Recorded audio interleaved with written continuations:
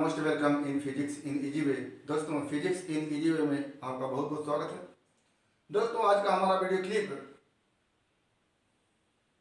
गोलीय दर्पण की वक्रता त्रिज्या एवं उसकी फोकस दूरी में क्या संबंध होता है उससे संबंधित है। तो सबसे पहले तो हम इसमें जानेंगे कि गोलीय दर्पण की वक्रता त्रिज्या एवं फोकस दूरी में क्या संबंध होता है और उसके बाद ये संबंध कैसे हम स्थापित करेंगे, इसके विषय में आज के वीडियो में हम अध्ययन करेंगे। तो पहले तो हम ये जानेंगे कि फोकस दूरी F जो होती है वो वक्रता त्रिज्या R की आधी होती है। यानी गोलीय दर्पण की फोकस दूरी F गोलीय दर्पण की वक्रता त्रिज्या R की आधी होती है। ये संबंध होता है इन दोनों में, और इस संबंध को हम कैसे स्थापित करेंगे इसको आज हम इस वीडियो क्लिप में देखेंगे। तो जैसा कि हम यहाँ पर देख पा रहे हैं, ये एक अवतल दर्पण है जिसका ध्रुव P है, फोकस F है और वक्रता केंद्र C है। तो इसके पहले हम जान चुके हैं कि ध्रुव P से फोकस F के बीच की जो दूरी होती है इसी को हम फोकस दूरी कहते हैं और इसको हम लिखते हैं स्मॉल f से। दूसरी चीज, गोलीय दर्पण के ध्रुव और उसके वक्रता केंद्र के बीच की दूरी जो होती है उसी को हम वक्रता त्रिज्या कहते हैं, रेडियस ऑफ कर्वेचर कहते हैं, उसे R से प्रदर्शित करते हैं। तो जो CP होगा वो वक्रता त्रिज्या R होगा, यानी CP जो होगा वो वक्रता त्रिज्या होगा, वक्रता त्रिज्या होगा और इसको हम लिखेंगे RC, रेडियस ऑफ कर्वेचर। और जो FP होगा वो होगा फोकस दूरी, उसको हम लिखेंगे स्मॉल f से। तो FP ये होगा फोकस दूरी, फोकस दूरी और इसको हम लिखेंगे स्मॉल f से, यानी FP ये फोकस दूरी होगा, फोकल लेंथ होगा और इसको स्मॉल f से लिखेंगे। CP वक्रता त्रिज्या है, रेडियस ऑफ कर्वेचर है, उसको हम लिखते हैं कैपिटल R से। अब इसको हम सिद्ध करने का प्रयास करेंगे कि कैसे गोलीय दर्पण का फोकल लेंथ, फोकस दूरी उसकी वक्रता त्रिज्या की आधी होती है।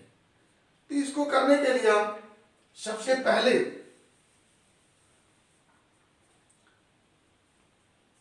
अवतल दर्पण और उत्तल दर्पण दोनों हम साथ साथ लेकर के चलते हैं। तो एक अवतल दर्पण के प्रिंसिपल एक्सिस, मुख्य अक्ष के समानांतर आपतित प्रकाश की किरण को चला देते हैं। या कह लें कि यहां से प्रकाश स्रोत है, यहां से एक प्रकाश की किरण इस तरह से मुख्य अक्ष के समानांतर चल रही है। यहां पर भी ये प्रकाश स्रोत है, यहां से एक प्रकाश की किरण मुख्य अक्ष के समानांतर चल रही है। ये हो गया। अब आप पढ़े हुए हैं कि मुख्य अक्ष के समानांतर चलने वाली प्रकाश की किरण जब गोलीय दर्पण पर पड़ता है तो परावर्तन के पश्चात फोकस से होकर के जाता है। तो ये परावर्तन के पश्चात फोकस से होकर के जा रहा है, यानी ये अगर हम इसको A लिख दें और इसको B लिख दें तो AM आपतित प्रकाश की किरण है और MB परावर्तित प्रकाश की किरण है। बिल्कुल इसी तरह से ये मुख्य अक्ष के समानांतर चलने वाली प्रकाश की किरण उत्तल दर्पण के संदर्भ में परावर्तन के पश्चात लगेगा, आभास होगा कि यह फोकस से होकर के आ रही है। तो यह प्रकाश की किरण परावर्तन के पश्चात लग रहा है कि फोकस से होकर के आ रही है। ठीक, ये उत्तल दर्पण और ये अवतल दर्पण।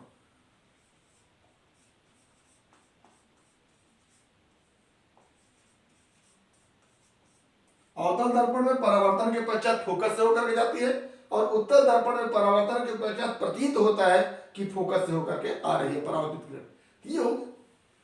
अब फिर ये आपतन बिंदु से वक्रता केंद्र को अगर मिलाते हैं तो ये जो CM रेखा होगी ये इस गोलीय दर्पण पर अभिलंब होगी।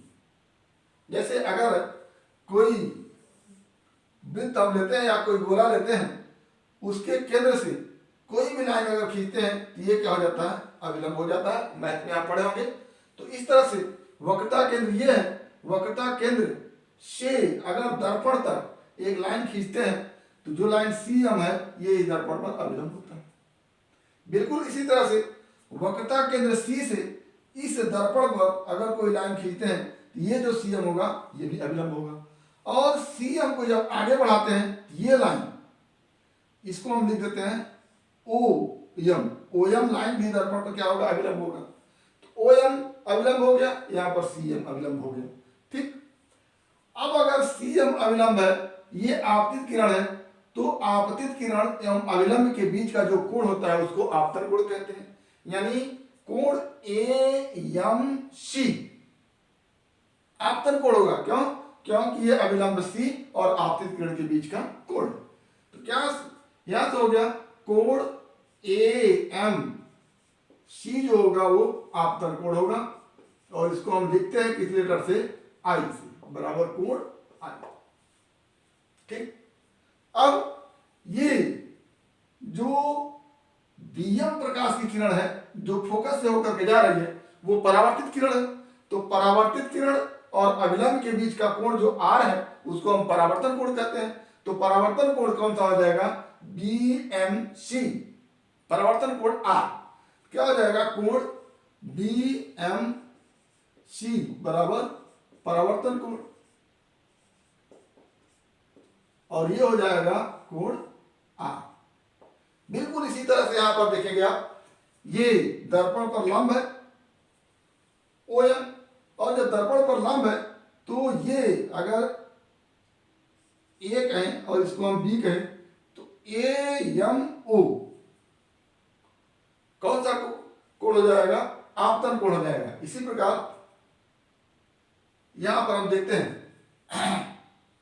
इस फिगर के लिए कोण AMO कौन सा कोण हो जाएगा, आपतन कोण, और ये बराबर किसके हो जाएगा, कोण I की। और यहां पर देखते हैं जो आपतित किरण AM है, परावर्तन के पश्चात MB की दिशा में जाती है, तो ये परावर्तित किरण हो गई BM और ये अभिलंब हो गया। तो परावर्तित किरण BM और अभिलंब के बीच का कोण क्या कहलाता है, परावर्तन कोण कहलाता है। तो कोण BMO जो होगा वो परावर्तन कोण होगा, और उसका मान होगा परावर्तन कोण बराबर कोण R। ये हो गया परावर्तन कोण। अब यहां पर देखिएगा ये कोण I है, ये AMC कोण I, और ये दोनों रेखाएं, रेखा AM और प्रिंसिपल एक्सिस PC जिसको हम कह सकते हैं, ये दोनों पैरेलल हैं। तो आप यहां से देखेंगे दो पैरेलल लाइनें हैं और एक इसको काट रही है इस तरह से, ये दो पैरेलल लाइन है और ये MC क्या कर रही है, काट रही है दोनों लाइनों को। तो अगर हम इसको M कहें, इसको C कहें, और एक पैरेलल लाइन ये है, एक पैरेलल लाइन है, ये समानांतर लाइन है और उसको एक रेखा ऐसे काट रही है, तो ये वाला जो कोण होगा वो इस वाले कोण के बराबर हो जाएगा। तो यहाँ पर जो कोण AMC है वो कोण MCP के बराबर हो जाएगा। यानी अगर ये कोण I है तो ये कोण भी क्या हो जाएगा, I हो जाएगा। यानी कोण MCF कितना हो जाएगा, कोण I के बराबर हो जाएगा। तो क्या लिखेंगे कि कोण AMC बराबर कोण MCF बराबर क्या हो जाएगा, I। यानी ये कोण हो गया I के बराबर। आगे और कोण I बराबर कोण R होता है, तो क्या लिखेंगे, चूंकि कोण I बराबर कोण R अतः कोण CMF कोण सी एम एफ बराबर क्या हो जाएगा, कोण M C F, M C F. अगर ये आई और आर बराबर है तो ये कोण आई है और ये कोण आर है, दोनों क्या हो जाएंगे, बराबर हो जाएंगे। तो यहां से क्या हो गया कि त्रिभुज एम सी एफ क्या हो जाएगा, समद्विबाहु त्रिभुज हो जाएगा, समद्विबाहु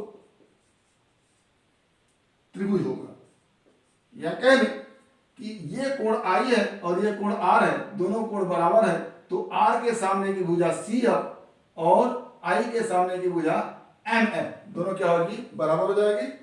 तो यहां से क्या हो जाएगा कि भुजा सी एफ बराबर क्या हो जाएगा, एम एफ। बिल्कुल इसी तरह से यहां पर आप देखते हैं इस त्रिभुज में एम सी एफ में ये वाला कोण जो बी एम ओ है वो कोण किसके बराबर हो जाएगा, सी एम एफ की।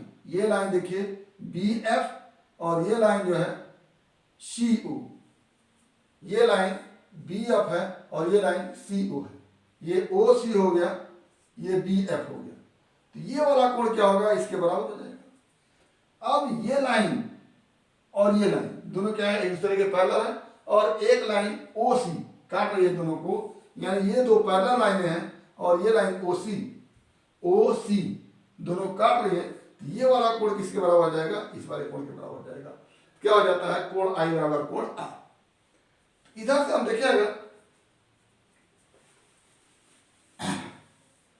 तो क्या देखेंगे कि कोण बी एम ओ, कोण बी एम ओ बराबर कोण बी एम ओ बराबर कोण सी एम एफ और क्या कोण ओ एम ए बराबर कोण एम सी पी या एम सी एफ, ये वाला कोण जो होगा इस वाले कोण की क्या होगा, बराबर हो जाएगा। तो ऐसी स्थिति में ये कोण आई है और ये कोण आर है। तो अगर कोण आई और कोण आर बराबर होते हैं तो आप लिख सकते हैं कोण सी एम एफ बराबर कोण एम सी एफ। और ये दोनों दिखा रहे हैं कि ये कोण जो है सी एम एफ, ये कोण जो है एम सी एफ की क्या होगी, बराबर होगी इसके सामने की भुजा एफ सी बराबर इसके सामने की भुजा एम एफ। एम एफ बराबर क्या हो गया, एफ सी हो गया। ठीक, अब आगे हम ये हमारा अवतल दर्पण के संदर्भ में है और ये हमारा उत्तल दर्पण के संदर्भ में है। अगर ये समानांतर किरण मुख्य अक्ष पर ही होता तो ऐसी स्थिति में यम कहां पर चला जाता, पी पर चला जाता। और जो यम एफ आप कह रहे हैं वो क्या कहते हैं, एफ पी कहते हैं। तो एफ पी किसके बराबर हो जाता, सी एफ के बराबर हो जाता। तो आप लिखेंगे कि यदि अब ये दोनों के लिए आप लिख सकते हैं कि यदि आपतित प्रकाश किरण मुख्य अक्ष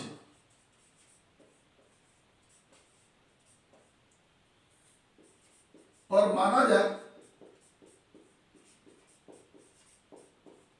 तो आपतन बिंदु यम, आपतन बिंदु एम पी पर होता, पी पर होगा और जो सी एफ है वो किसके बराबर हो जाता है, एम की जगह क्या हो जाता है, पी हो जाता है। तो पी एफ के बराबर हो जाता है। यानी अगर ये प्रकाश की किरण आकर के इस पर हो जाती तो एम कहां चला जाता, पी पर चला जाता।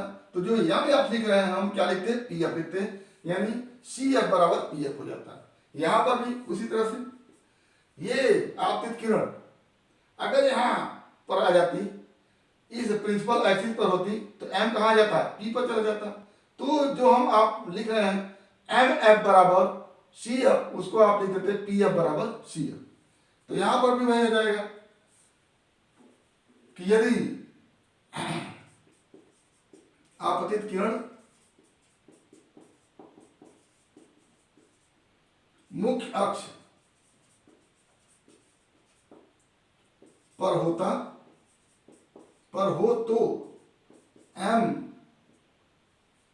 तो आपतन बिंदु एम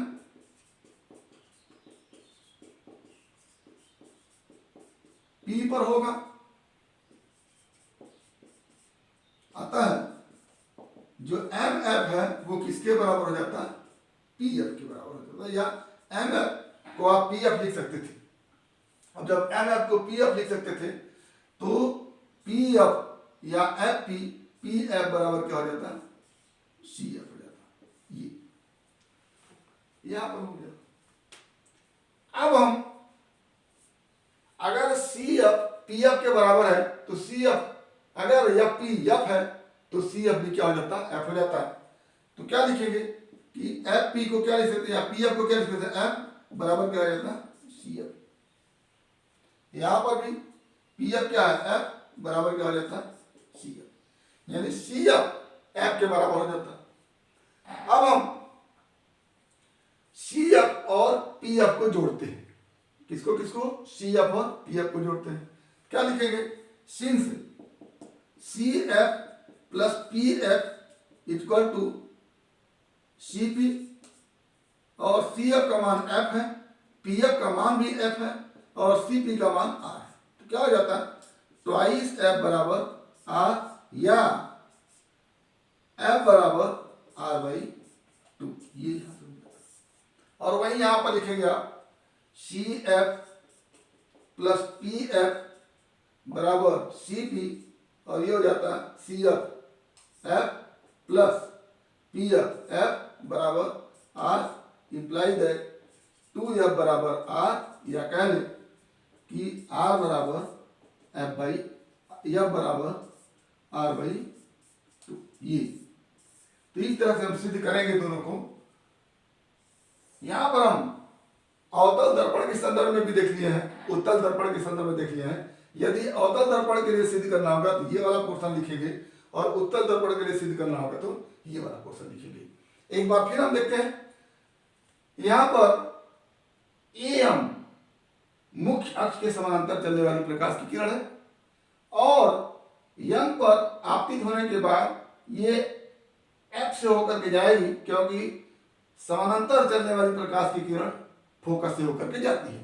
तो ये एम जो होगा आपतित प्रकाश की किरण होगी, और यम भी जो होगा वो परावर्तित प्रकाश की किरण होगी। और सी को अगर हम दर्पण के बिंदु यम से मिला देते हैं तो ये जो होगा वो अविलंब होगा। हम जानते हैं कि आपतन कोण और परावर्तन कोण दोनों क्या होते हैं, बराबर होते हैं। तो ऐसी स्थिति में ये जो ए एम सी कोण है वो बी एम सी कोण के बराबर हो जाएगा, यानी आई बराबर आर के हो जाएगा। अब हम इस कोण को देखते हैं, एम सी एफ को देखते हैं, एम सी एफ को देखते हैं। ये समानांतर दो रेखाएं हैं और एक रेखा इसको काट रही है, तो ये कोण जो होगा इस कोण के बराबर होगा। इस तरह से ये समानांतर दो रेखाएं हैं और एक रेखा इस तरह से, तो ये जो कोण होगा इस कोण के बराबर होगा।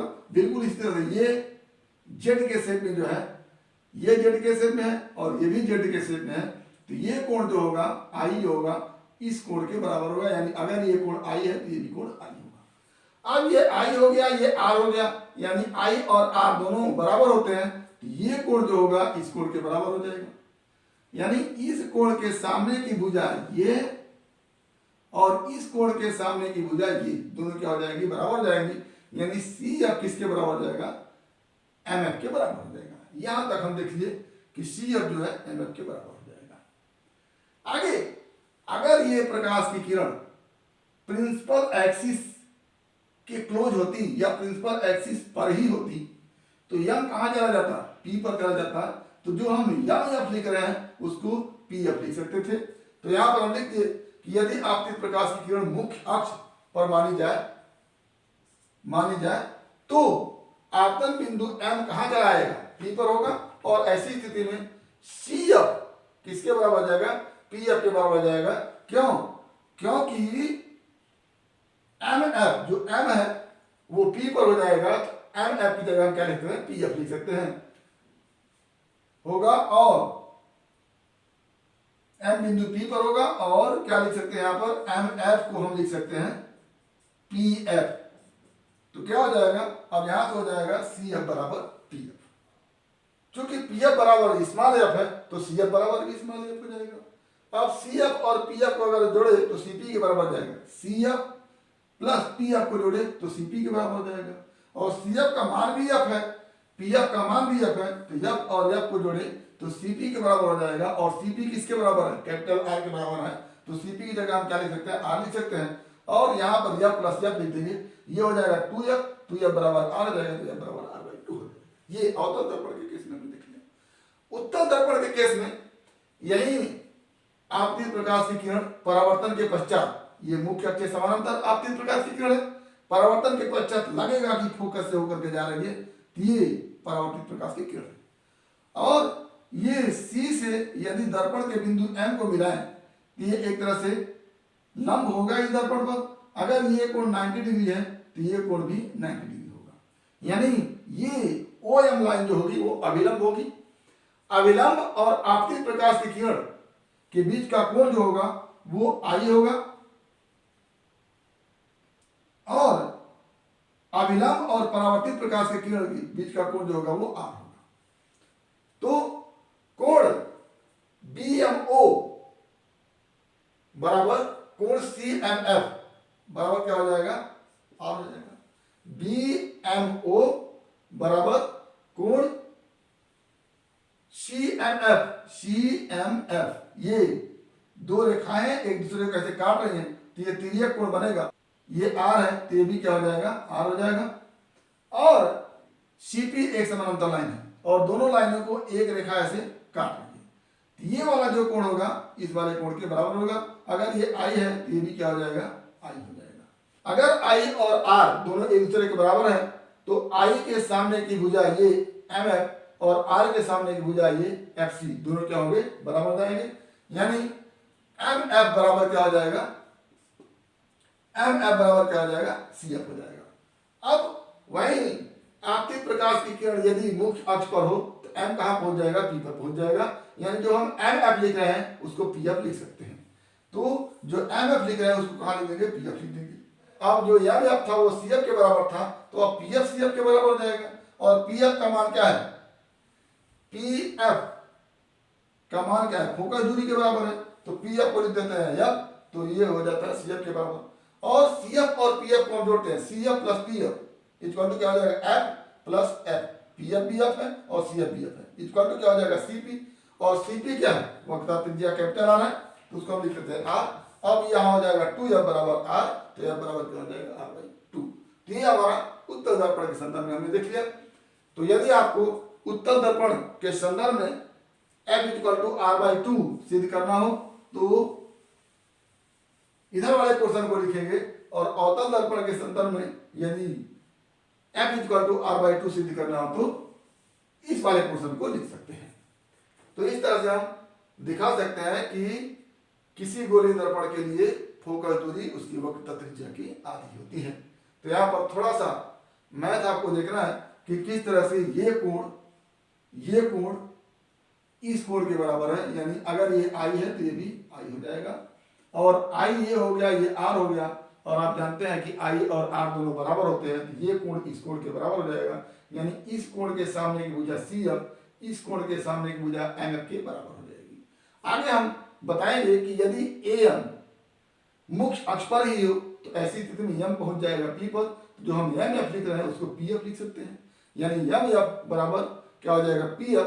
अब हम MF बराबर PF लिख लिए तो CF किसके बराबर हो जाएगा, PF के बराबर हो जाएगा, और CF और PF हम जोड़े तो ये F है तो ये भी F हो जाएगा, ये F हो जाएगा, तो CF प्लस PF बराबर CP हो जाएगा, यानी F प्लस F बराबर Cp हो जाएगा और Cp किसके बराबर है, R के बराबर है। तो F प्लस F बराबर R हो जाएगा, यानी 2F बराबर R हो गया। तो F बराबर क्या हो गया, R/2 हो गया। ठीक, ये आपतित प्रकाश की किरण है और ये अविलंब है। तो आपतित प्रकाश की किरण और अविलंब के बीच का कोण जो होता है वो आपतन कोण होता है। और ये आपतित प्रकाश की किरण है, ये परावर्तित प्रकाश की किरण है और ये अविलंब है। तो परावर्तित प्रकाश की किरण और अविलंब के बीच का कोण R होता है। ये और ये दोनों लाइन BF और लाइन OC दोनों एक दूसरे को काट रहे हैं। तो ऐसी स्थिति में जो तिर्यक कोण होगा, ये कोण इसके बराबर होगा। यदि ये R है तो ये भी क्या हो जाएगा, R हो जाएगा। और ये दोनों समांतर लाइनें हैं और ये OC लाइन दोनों को काट रही है। ये समानांतर लाइन है और एक लाइन अगर काटे तो ये वाला कोण इस वाले कोण के बराबर हो जाएगा। तो ये वाला जो कोण होगा I इस वाले कोण के बराबर हो जाएगा, यानी ये अगर I है तो ये भी क्या हो जाएगा, I हो जाएगा। तो ये R हो गया, ये I हो गया। और R और I दोनों क्या है, एक दूसरे के बराबर है। तो I के सामने की भुजा M है, R के सामने की भुजा FC के बराबर हो जाएगी, यानी MF क्या हो जाएगा, FC के बराबर हो जाएगा। फिर वही चीज कि आपतित प्रकाश की किरण यदि मुख्य अक्ष पर जाए तो M कहाँ पहुंच जाएगा, P पर पहुंच जाएगा। तो जो हम MF लिख रहे हैं उसको क्या लिख देंगे, PF लिख देंगे। यानी जो MF बराबर CF लिख रहे थे हम उसको लिख देंगे PF बराबर CF। PF का मान स्मॉल f है तो स्मॉल f बराबर CF हो गया। यानी PF बराबर भी स्मॉल f है और CF बराबर भी स्मॉल f है। PF और CF को अगर जोड़ते हैं तो यानी F और F को जोड़ते हैं, इक्वल टू क्या होगा, CP और CP इक्वल टू R है। यानी F plus F equal to R, तो ट्वाइस F बराबर R हो गया। तो F बराबर क्या हो गया, R/2 हो गया। तो इस तरह से आप F इक्वल टू R/2 कहें या कहें कि गोलीय दर्पण की फोकस दूरी उसकी वक्रता त्रिज्या की आधी होती है। इसको प्रूफ आप कर सकते हैं। तो अंत में निष्कर्ष के रूप में आप लिखेंगे कि किसी गोलीय दर्पण के लिए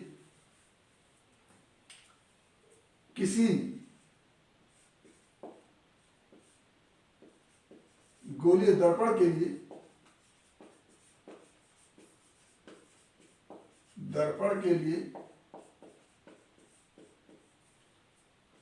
उसकी फोकस दूरी F वक्रता त्रिज्या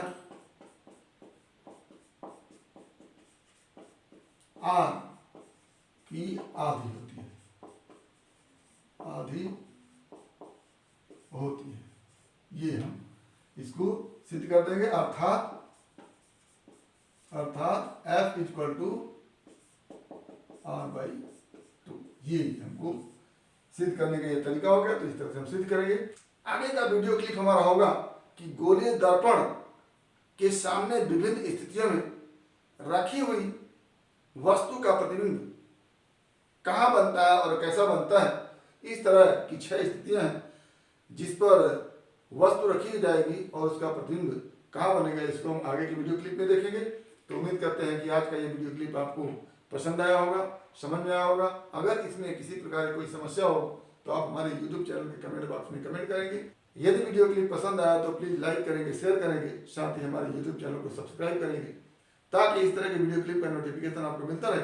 और प्लीज़ हमारा पूरा वीडियो आप देखते रहें ताकि पूरा टॉपिक आपको समझ में आए। आधे अधूरे वीडियो को देखने से टॉपिक पूरा समझ में नहीं आएगा। तो उम्मीद करते हैं कि आप हमारे वीडियो क्लिप को पूरा का पूरा देखेंगे। तो आज बस इतना ही।